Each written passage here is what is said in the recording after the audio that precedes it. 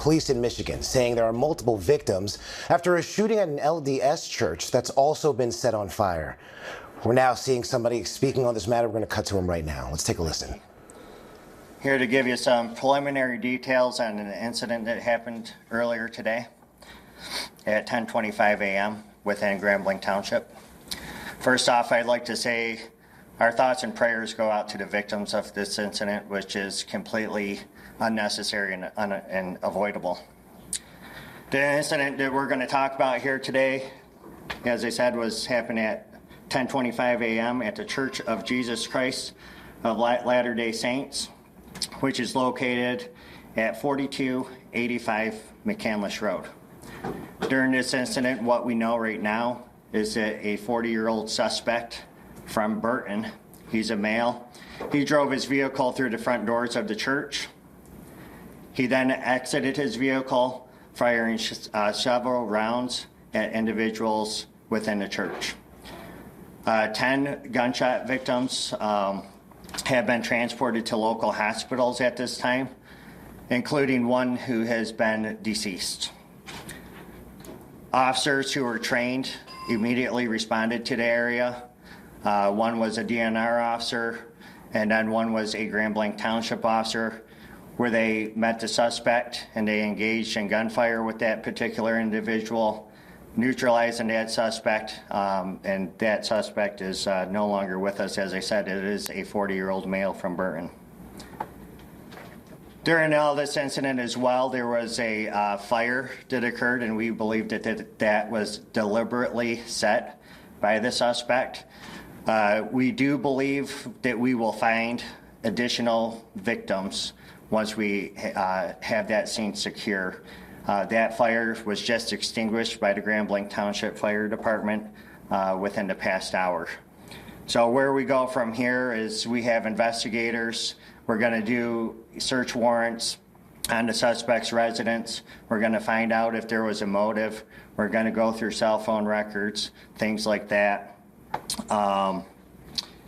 We had the FBI, they're devoting 100 agents to this area because, as you can imagine, there's a lot of witnesses that were within the church, and that is a lot of witness information, statements that we have to obtain. So I'd like to thank all the agencies who responded, the City of Grambling, Genesee County, Oakland County Sheriff's Office, Flint Township Police Department, the DNR, the State Police, and the ATF.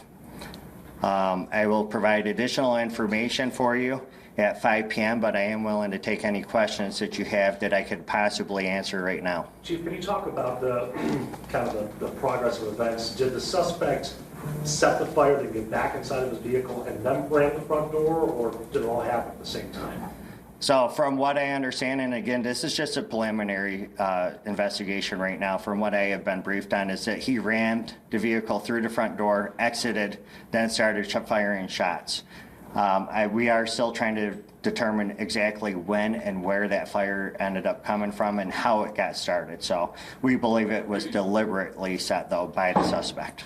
Were they in an active service when this happened?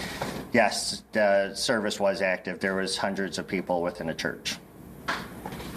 Are you sure it's only one suspect at this point, or is it possible other people helped setting the fire? What happened?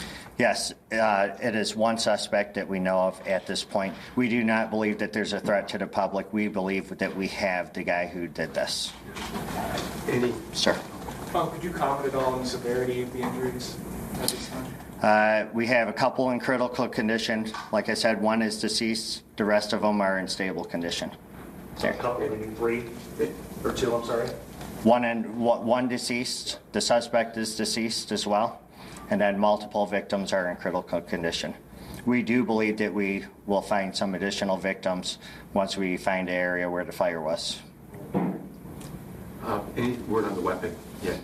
An assault rifle. So, as far as ammunition, did he have a lot of ammunition? That I don't know of yet, and I could get you later. Okay. Yeah. Hi, Bill. Hey. Was the suspect known to authorities, and did he have any connection to anyone who was in that church? Right now, we don't have any of that information, but I'm confident that our investigators, along with the FBI, we're going to end up uncovering all that information and provide that at a later time for you. Chief, to clarify, you said there may be additional victims like inside the church? Or? Yes, where the fire was. So, and the reason why we can't confirm that just yet is because it was a large fire, and we do believe that there was people up there that were near that fire, and they were unable to get out of the church. So we do believe that we will find additional victims once we're able to search that, once there's no signs of a fire reigniting. So do you believe that the victims that are still there, they succumbed to fire injuries or gunshots, or you're not sure yet? That I'm not sure, but I could provide all that information hopefully at 5 p.m. The shots were fired. Shots were fired, yes. And he had no idea how many, though, at this point. No idea how many at this time. Yeah. Can you Sir. describe the church? Is there like a worship area and then like a gathering space or something like that in the community? That I have not been in, so I can't tell you the layout. Chief, can you kind of describe the process of how things change for tactical response when there's an active fire? Every training I've seen, it's always been a building that has not been on fire. So how do you deal with an active shooter when you have that situation happening as well? Well, we are here at Grambling Township, and there's a lot of agencies within the state of Michigan. We are specifically trained to go right to the threat in an active shooter situation. And I'm proud of my guys and the DNR who responded to this scene, who immediately took that suspect out, so there was no additional victims. So that was a great job by our staff. Okay. So it was a law enforcement officer that neutralized the suspect? Yes, there was 2 law enforcement officers involved. I will be back here at 5 p.m. to give you additional information and hopefully answer some of the questions that you guys went over here today. So, okay. Supervisor Bennett.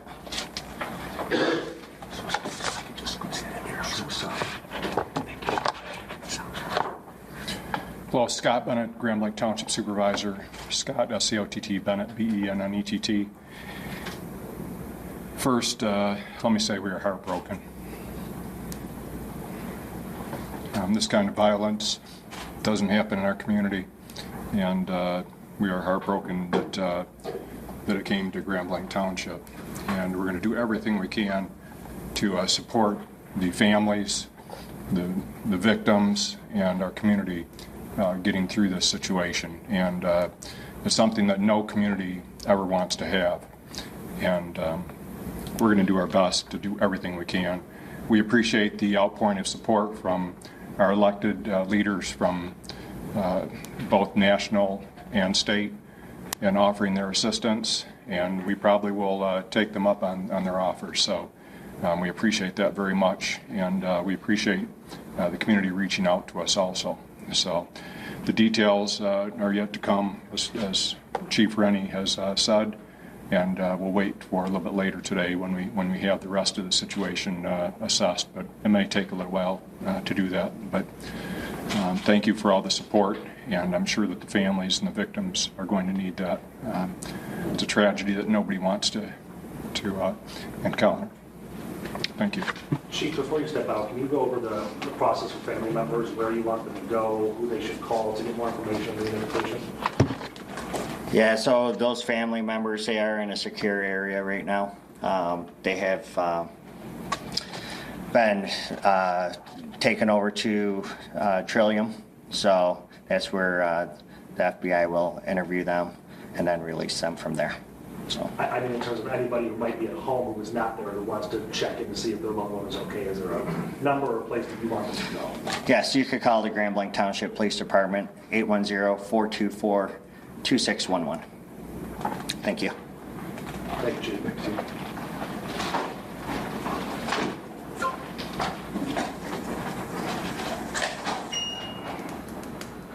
All right, we were just listening to Chief William Rennie of the Grand Blanc Police Department, who just gave an update from the shooting that took place at the church, the LDS Church in Grand Blanc, Michigan. Here's what we know so far. We were told that this began around 10:25 a.m., where the Church of Jesus Christ at Latter-day Saints. The service was active. We were told there were hundreds of people in the church at the time of this shooting. Now, we heard Chief Rennie say that 40-year-old male suspect from Burton drove his vehicle through the front doors of the church, exited the vehicle, and fired several rounds at people. The chief said that 10 gunshot victims have been transported to local hospitals. One individual has died so far. We're being told 2 officers responded to this shooting. They met the suspect, engaged in gunfire, and eventually killing the suspect. Now, during the incident, police believe the fire was deliberately set by the suspect. They also say they believe they'll find additional victims once the scene is secure and they begin investigating. We do know that that fire has since been extinguished about an hour ago. And we do know that right now police have search warrants on the suspect's residence. They're looking for a motive. They said that they will go through his cell phone records. And we do know right now that the FBI is responding. And the chief has said that about 100 agents, FBI agents, have been sent to his community because of the witnesses in and around the church. They said that there are so many witnesses. Obviously, some of the parishioners who are going to the church and people around the church, they said there will be so many interviews and the manpower will be needed, which is why we're seeing that influx of FBI agents right now.